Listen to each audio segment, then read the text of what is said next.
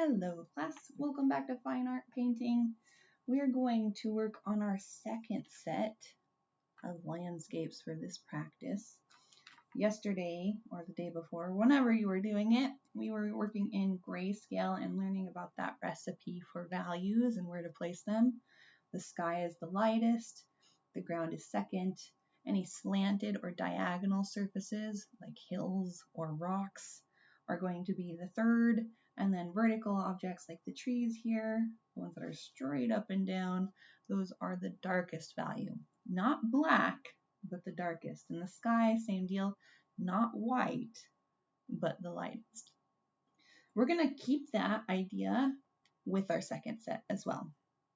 The difference with this set is that we are also going to work a bit more with color. So the instructions say you get to pick one color for the sky, whatever color you would like. I'm going to keep it simple and use blue, so I'll have a blue sky. And then you have to use green.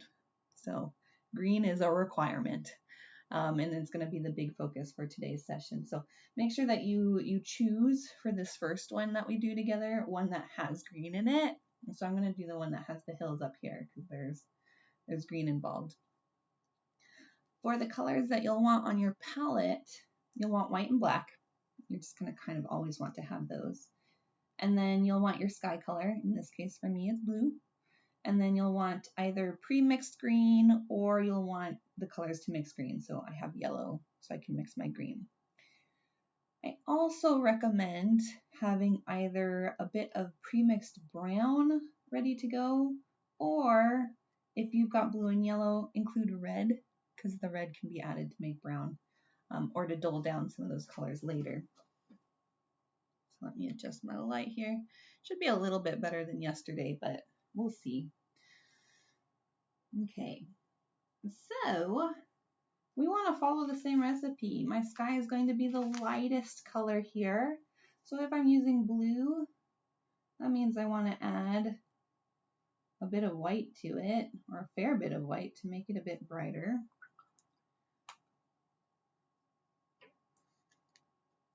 So I want a nice light blue.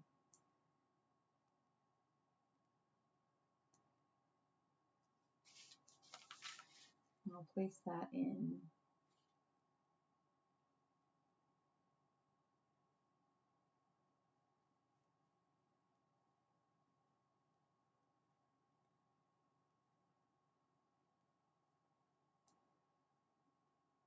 So we'll end up talking about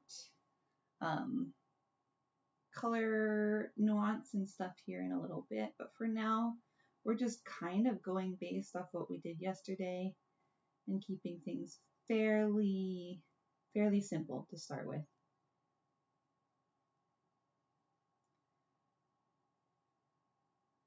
So I'm using a bit of water to kind of create almost a gradient here,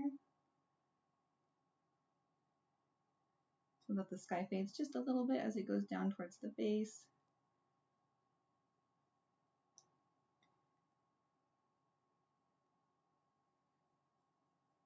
Gotta check to make sure I'm not blocking the camera. Let me tell you guys, videotaping your art making process isn't always the easiest.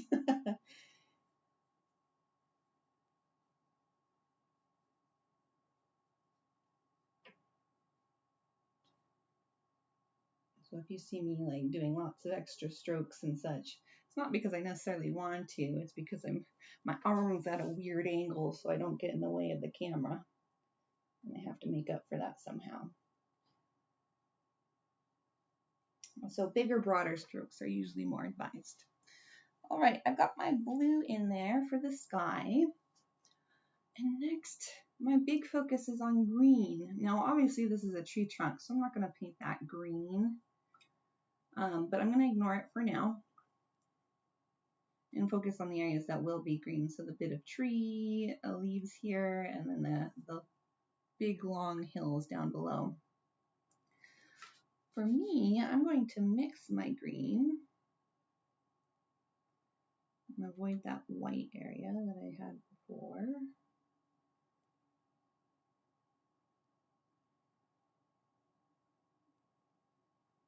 And I just want kind of a standard green.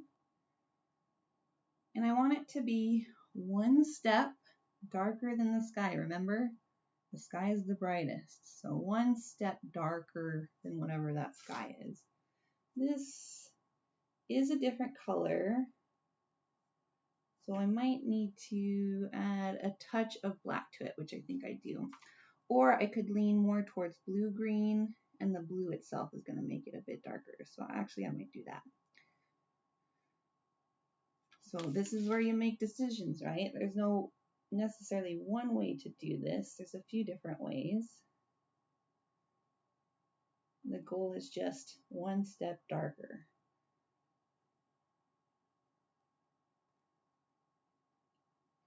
And what that recipe does is it creates some automatic contrast that makes sure that your painting is fairly readable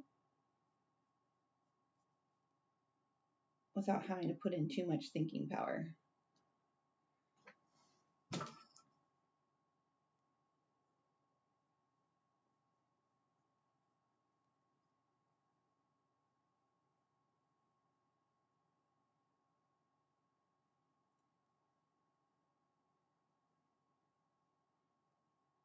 Okay, so I've got my green in there. I've also got the sort of leaves up here. Those are going to be even darker because they're sort of underneath that vertical surface. So I'm adding a bit of black to my paint.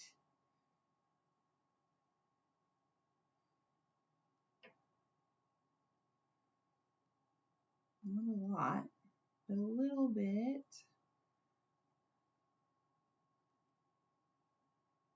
So I'm adding that up here.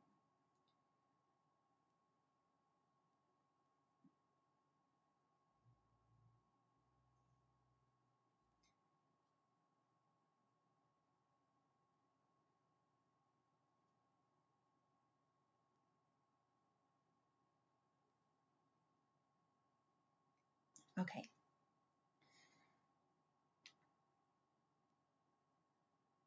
So it's not quite black, it's just a dark green, but it's not showing up on the camera very well.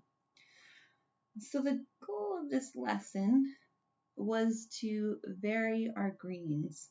And I know the trunk of the tree is technically supposed to be brown. I'm going to use a very desaturated green on the tree to kind of add to my green count here. So what I'm going to mix to make a desaturated green is I'm actually going to take this color that I used for the foliage up here. I'm going to add a tiny bit of red because it's a complement of green. It's going to sort of dull this down and make it more like brown, but just a tiny bit, because if I go too far, then it starts to become more red rather than green. So I want just a little. I'm also going to add some yellow to brighten it slightly, but not a lot. Just enough where I can read it. Okay, so let's see if we can get closer here. So you can see this sort of like muddy khaki green almost here. I'm going to add even more red, and that's what happens with mixing is you mix a little bit in, you put it together and see if it looks right. If it doesn't, you mix a bit more, and then you keep going from there. Don't try to rush it all at once or else you'll have a lot of paint you can't use. So just a tiny bit at a time. Okay, so here it's even duller, which is exactly what I want. I'm going to take that and put it on the tree. That's another variation for my green. And because this is a vertical surface, right, we want this to be one of the darkest sections. So I might even want to go in and add a tiny bit of black to this. I want it to be fairly dark.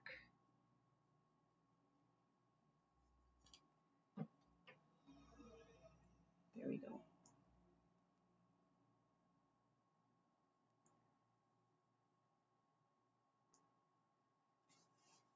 Let's see if I can adjust so you can actually see the colors. There we go.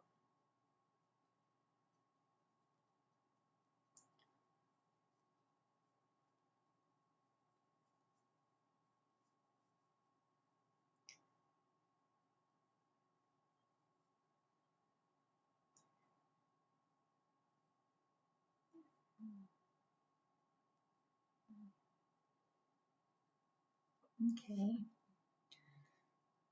So this is a green. It's not quite brown. It's just kind of this really dull green color for that tree trunk. And because all the other colors are so saturated, it reads as fairly brown. It doesn't read quite so much as green. And that's because color is really relative, and that just means it relates to the colors that are around it. It'll change if you change all the colors around it. So if I don't even know if that'll show up, but if I remove this blue and sort of get rid of that, it will show up as more green than it actually does together with the rest. Okay, and when you get to this stage and you've sort of filled everything in, that's when you stop and reevaluate. Is my sky as bright as I'd actually want it?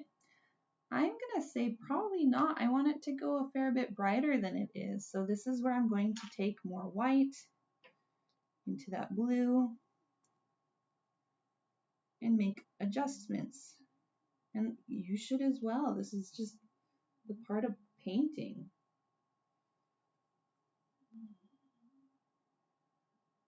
So I'm going in, I'm lightening the sky quite a bit.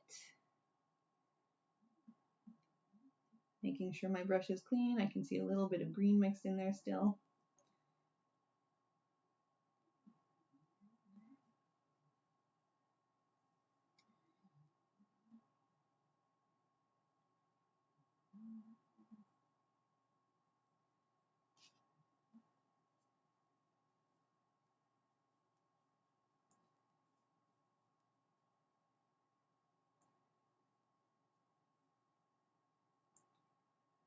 So some of that blue is still showing through, even though I mostly added white to the top.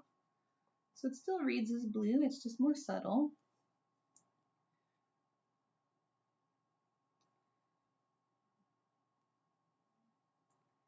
I'm going to do the same on the other side, just brightening that up.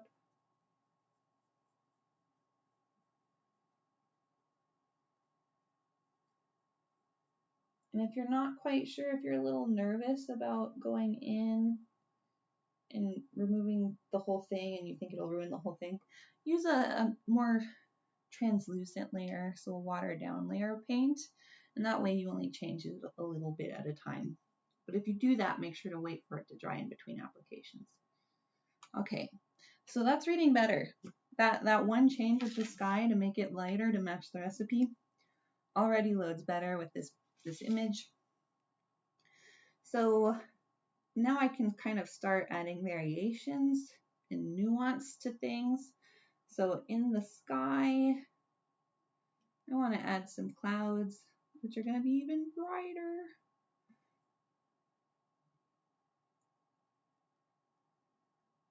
And the blue behind it.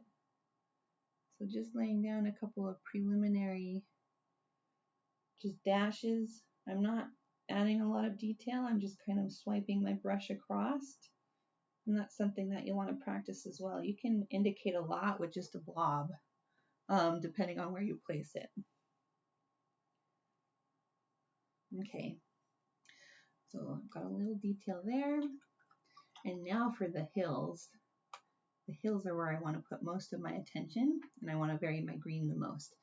Your task for this assignment is to take green, so let's say the green of the grass here, and adjust it in at least 5 different ways.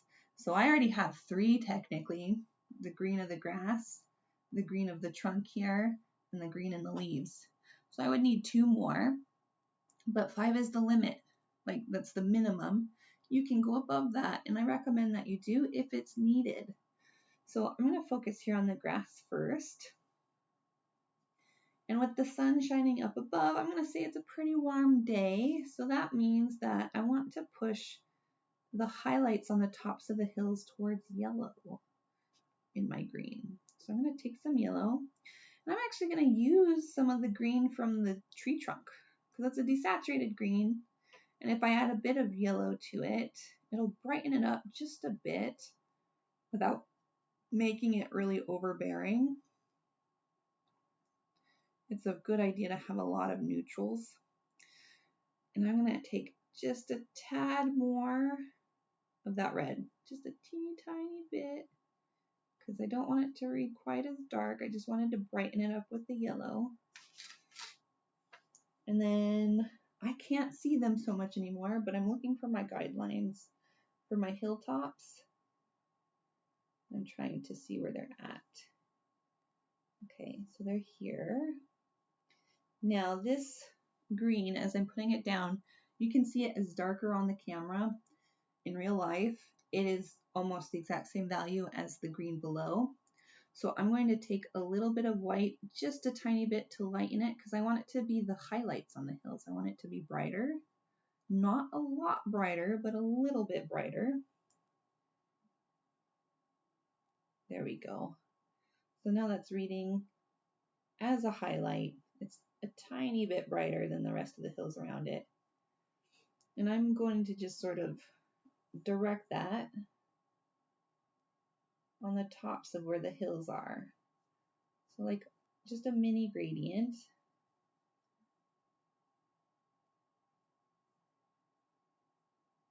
Because remember, if you add gradients, it makes things look curved. So my hills are just big rounded curves. So by adding a gradient with a slightly lighter top,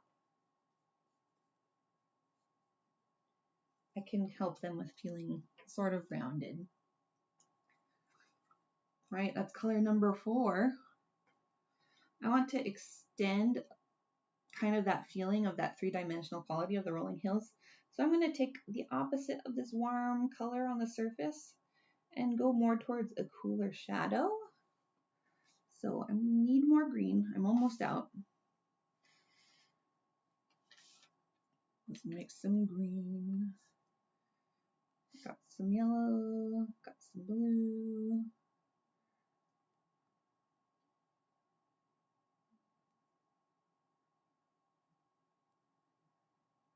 I want to mix a little more blue to make it more of that cooler blue-green. And because I'm mixing on top of my old paint, it's also mixing in a bit of those sort of neutralized earlier greens, which just makes it fade back slightly. I don't want it to pop out. I don't want the shadows to be the star of the show. So I'm going to test it and see if it looks right. Okay, that looks fine. I'm going to place it down just at the base of where the hills are, real fast. And then I'm going to go in, because it's not blending very well since the paint's drying, with a damp brush and just sort of brush between those two sections so that they create that gradient, because I want it to be a soft gradient.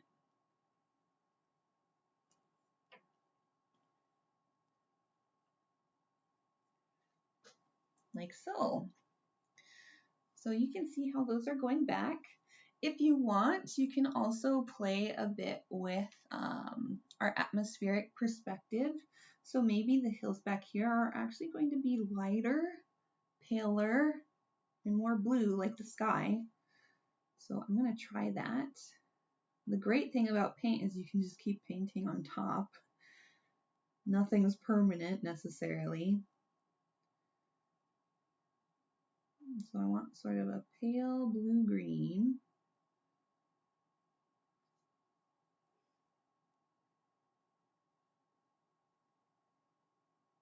Back here, maybe I'll add some higher hills.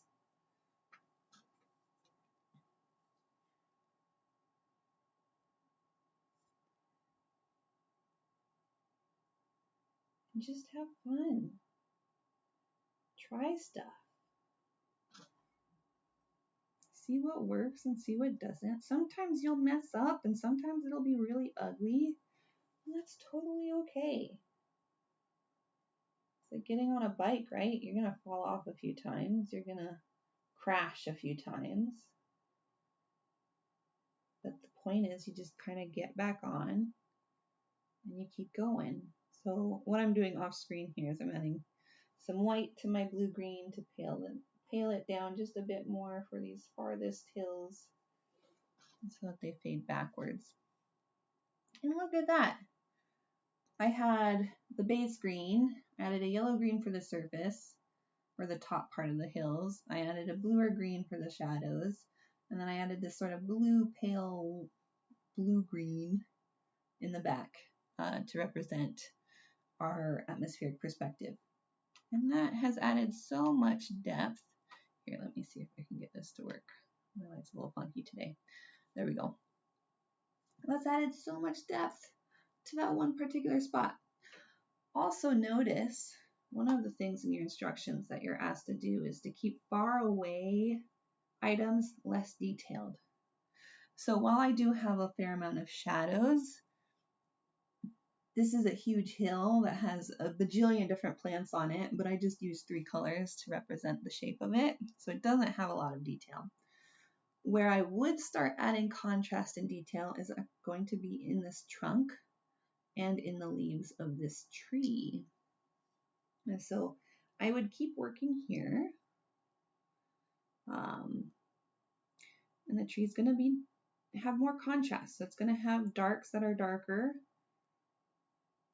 and it's going to have some brights that are maybe a little bit brighter against those darks.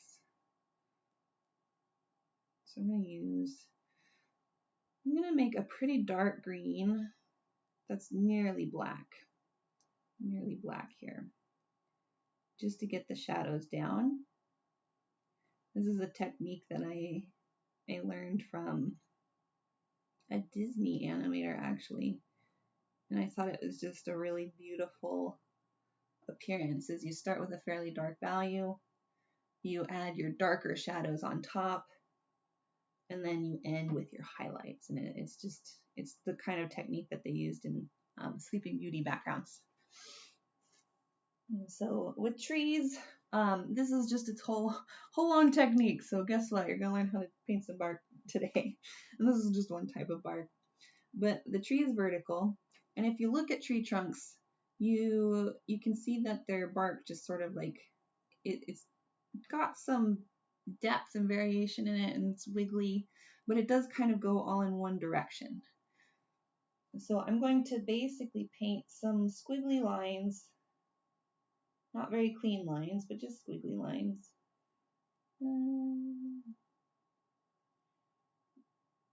And some of them will cross over a little bit, but not much. And at the base of the tree, it's going to be darkest, so I'll add a bit more just paint down there to darken it up. Underneath the branches, it's also going to be dark because the shade or the sun can't reach there. So keep thinking about form, keep thinking about where light shows. Guess what? This is still all green. This is a really dark green, but it's still green. And there, a really almost nearly black shadow with just squiggly lines that go up and down. A bit more darkness down here at the base where there's shadow, a bit of darkness underneath the branches where there's shadow, and this already looks pretty 3D.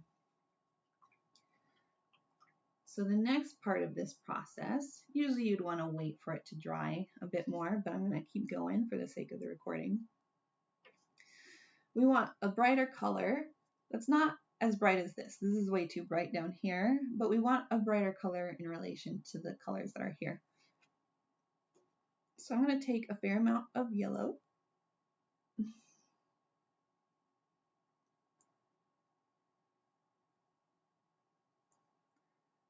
And a bit more red because I'm dulling it down. We want it to be moving away from green and more towards brown. I still want to use green because that's the goal of the assignment, but I'm pushing it more towards a lighter brown.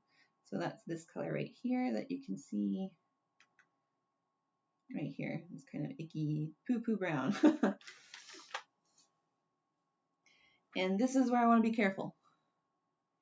You only want to do this in sort of the center areas where the tops of the bark pieces would be.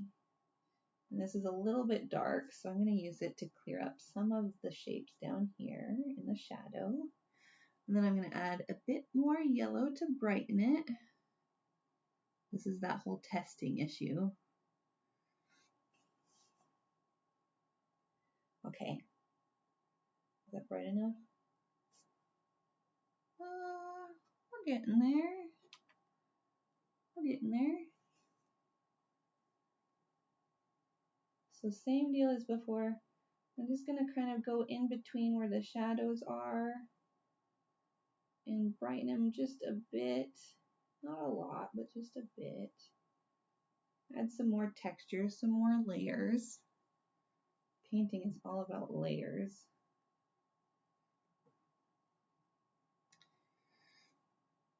I'm going to add some white.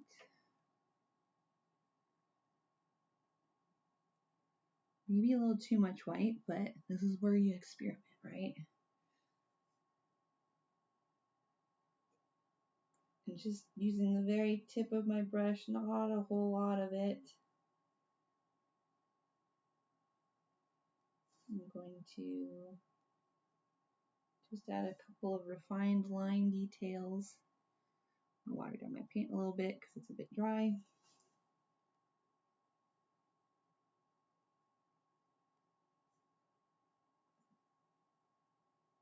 And this is the contrast, right? Let me see if we can have that show up on the camera.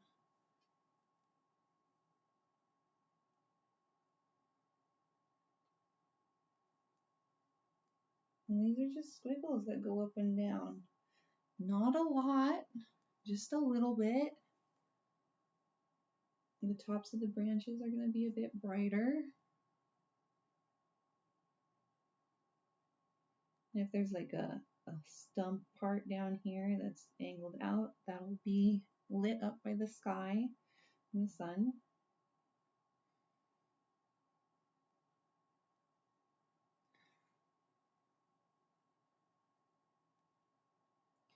And I might have to go in and darken some of it again, but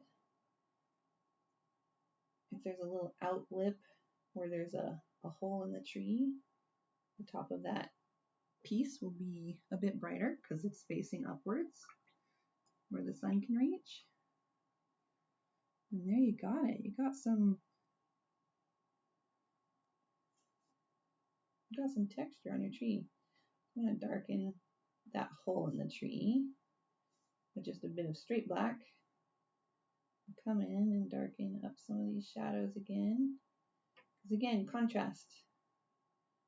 We want contrast.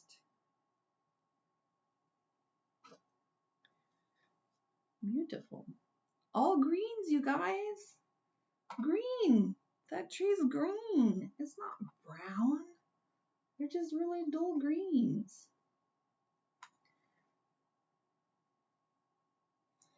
And at this point, I have a ton of greens. I have way more than the 5 I needed to start with. I can go in and add a little bit more to the leaves up here, but notice that it works almost fine on its own.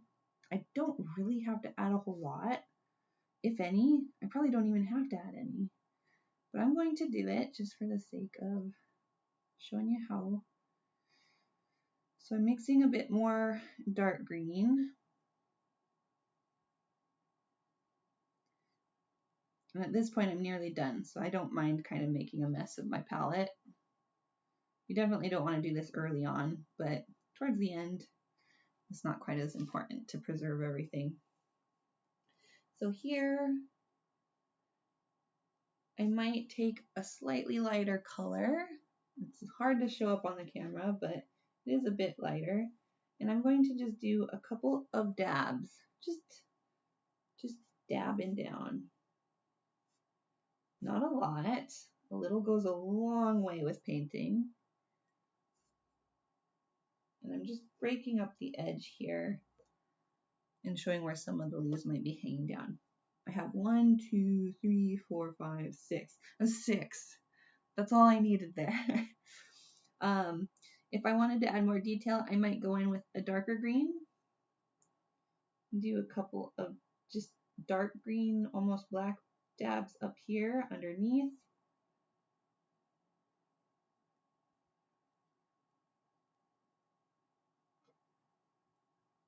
And then I might go back in with slightly lighter green.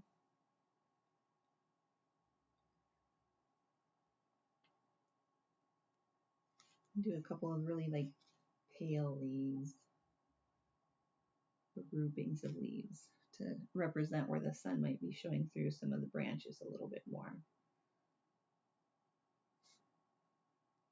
Again, just dabbing.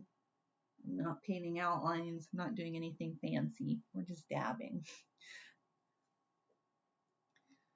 And there you have it.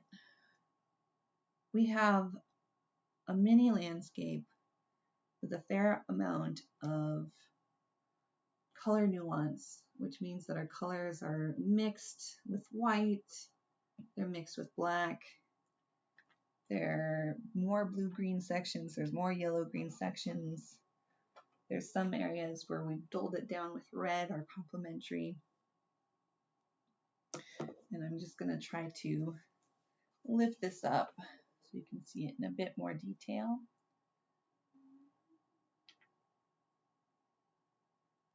Sorry about my light. Just trying to compensate. But you can see the shadows in the hills, fairly simple. The higher contrast in the trunk details. And then just different colors, different variations.